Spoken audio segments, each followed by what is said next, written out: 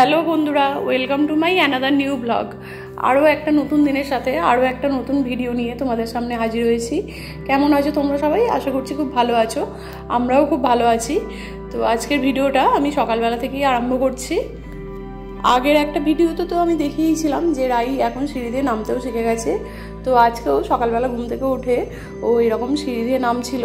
তো আমি ভাবলাম সেই ভিডিওটা আরও একবার ক্যাপচার করি। আর আগে যতটা টাইম নিয়েও নামতো এখন তার থেকেও কম টাইম নিয়েও নামে। আসলে প্রত্যেক দিন প্র্যাকটিস করলে সব জিনিস তো আরও একটু সহজ হয়ে যায়, সেই জন্য।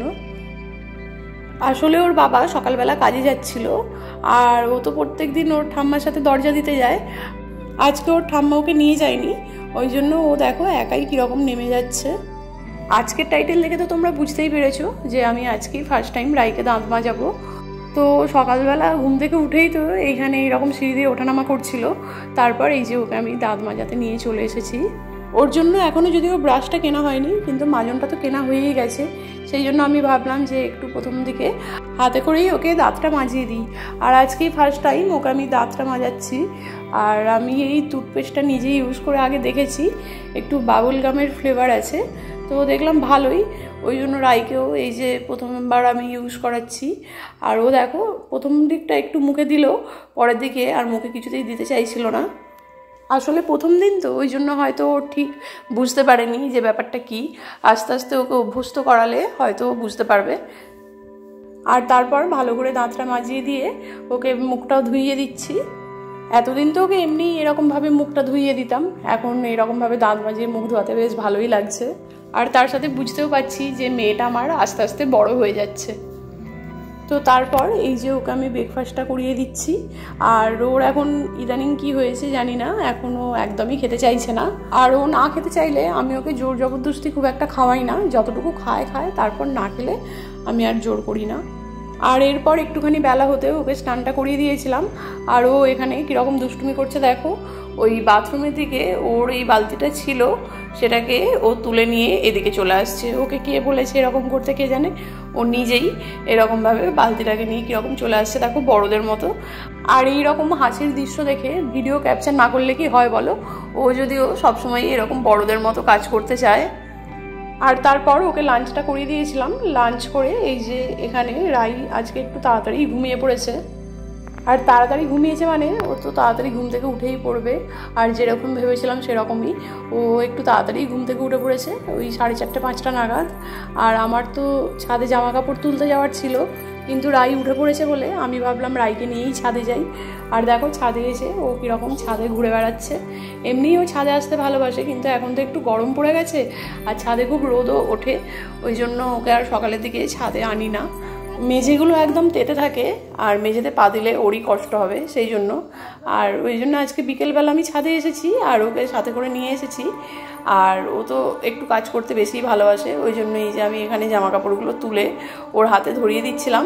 আর ও দেখো হাতে নেমে বলে আরও আমার থেকে চাইছে জামা কাপড়, কিন্তু ও কি আর নিতে পারে জামা কাপড়। এই দেখো গোটা ছাদে কাঁচা জামা কাপড়গুলোকে ফেলে দিচ্ছে। আর ছাদের নোংরাটা তো জামা কাপড়ে লাগছে, ওকে আর সেটা কে বোঝাবে।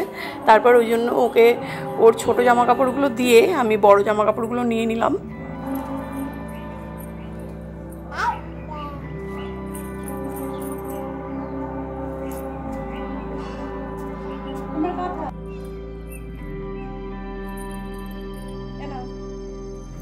আর যেদিনকে ও তাড়াতাড়ি ঘুম থেকে উঠে পড়ে সেদিনকে তো দুপুরবেলা না আমাকে ঘুমোতে দেয় আর না কাজ করতে দেয়। মানে ও তাড়াতাড়ি ঘুমিয়ে পড়বে আর আমরা খেতে বসবো, তারপরেই ও ঘুম থেকে উঠে পড়বে। আর তারপর এইরকমভাবে ও দুষ্টুমি করতে থাকবে।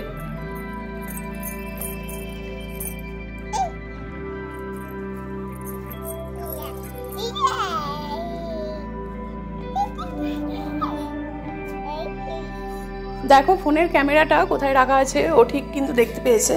আর দেখতে পেয়ে কীরকম ফোনের ক্যামেরার কাছে এসে উকি দিচ্ছে। তো তারপর যাই হোক ওকে নিয়ে নিচে চলে গিয়েছিলাম। আর নিচে গিয়ে ওর জন্য একটুখানি সন্ধ্যাবেলা টিফিন বানিয়ে দিয়েছিলাম, প্যানকেক ওটস আর কলা দিয়ে।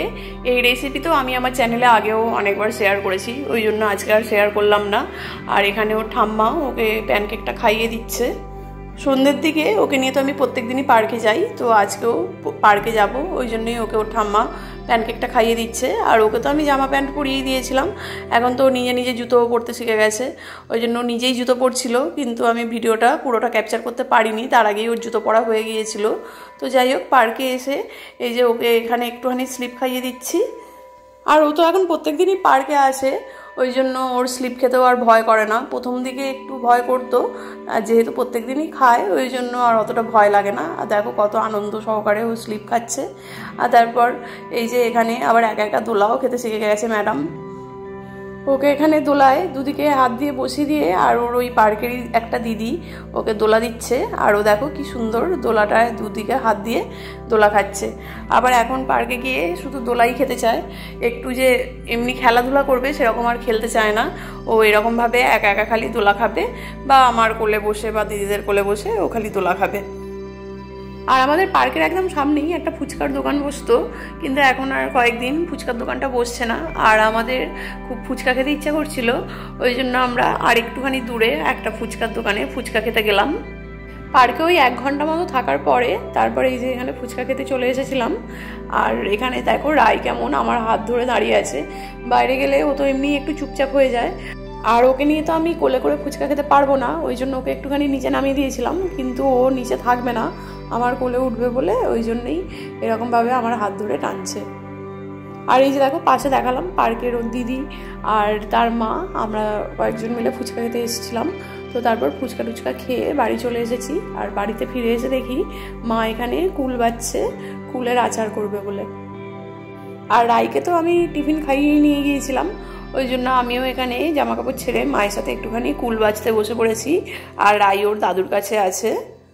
আর মা কিন্তু এই রকম রেসিপিগুলো খুব সুন্দর করে, কোনো আচার বা মিষ্টি জাতীয় আইটেম, কিন্তু আমি কুলের আচারের রেসিপিটা তোমাদের সাথে শেয়ার করতে পারলাম না, কারণ যখন মা কুলের আচারটা করছিল তখন আমি সেখানে ছিলাম না, ওই জন্য। তো তারপর যাই হোক, রাত্রিবেলা আমাদের ডিনার সবার হয়ে গিয়েছিল, আর রাইয়েরও ডিনার হয়ে গিয়েছিল। আর ও এই যে এখানে ওর বাবার সাথে ও ঘরে শুতে যাচ্ছে, ওই জন্যেই এখানে ওর দাদু আর ঠাম্মা ওদেরকেও টাটা করে তারপর শুতে যাচ্ছে। এই যে দেখো ওর দাদু এখানে বসে আছে, ও দাদুকেই ও টাটা করছে। তো যাই হোক, আজকের ভিডিওটাও আমি এখানেই শেষ করলাম। আজকের ভিডিওটা তোমাদের কেমন লাগলো জানিও, যদি ভালো লাগে আমার চ্যানেলটাকে সাবস্ক্রাইব করতে ভুলো না, আর একটা লাইক করে দিও। তোমাদের একটা লাইক আমাকে নেক্সট ভিডিও বানাতে অনেক অনেক মোটিভেট করবে। তো আবার দেখা হবে একটা নতুন ভিডিওর সাথে। তোমরা সবাই ভালো থেকো, সুস্থ থেকো, ধন্যবাদ।